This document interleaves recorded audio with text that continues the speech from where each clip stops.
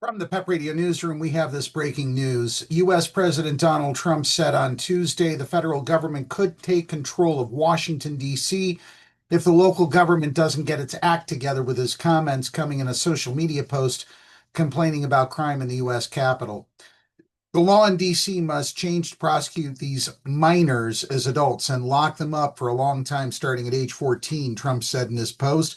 If D.C. doesn't get its act together and quickly, we will have no choice but to take federal control of the city, he added.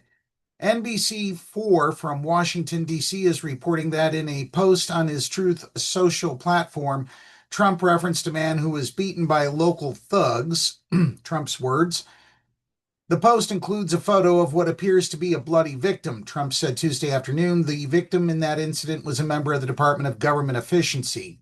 By the way, I have to say that anybody from Doge was very badly hurt last night. He said, you saw that, a young man who was beat up by a bunch of thugs in D.C., and either they're going to straighten their act out in terms of government and in terms of protection, or we're going to have to federalize and run it the way it's supposed to be run. The suspects fled when an MPD cruiser pulled into the block, police said. Two of the suspects, a 15-year-old boy and a 15-year-old girl from Hyattsville, Maryland, were taken into custody and charged with an unarmed carjacking.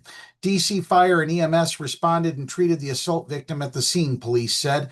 No one who lives, works, or visits DC should experience this. It is horrific and disturbing, DC Attorney General Brian Schwab said in a statement. I cannot comment on specific cases, but know that when MPD brings us cases with sufficient evidence of juveniles who have broken the law and hurt people, we will prosecute them and ensure they face consequences for their actions. News 4 is continuing to work to learn more about the incident the president referred to. Now, let's offset this for just a second, because meanwhile, recently confirmed U.S. Attorney for D.C. Jeanine Pirro touted D.C.'s reduction in crime Tuesday evening. Crime is down in D.C., she said at a National Night Out event. It's going down in D.C. because of you, because you as parents teach your kids respect, because of law enforcement who make sure that they can follow cases until they're solved, and because of our partners. D.C. police report that as of Tuesday, overall crime is down 7% and violent crime is down 26% compared to this date last year. Something's not jiving here. The president is making these comments about D.C. crime being out of control, and his choice for D.C. Federal attorney is saying that crime overall is going down, and DC police report that overall crime is down 7% and violent crime is down 26%. So both of these stories cannot be true at the same time. Pirro posted on X that she met with Trump Tuesday. The president is very serious about making that as a prosecutor here, that we not only fight crime with a vengeance, but make sure that there are consequences, she said from outside the White House. Make sure that we protect the victims and we make the criminals accountable.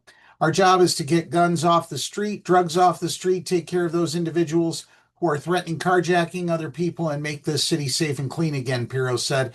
News 4 again has reached out to city leaders for reaction. During his presidential campaign, Trump made multiple threats to DC home rule, which, by the way, that's got to come from Congress.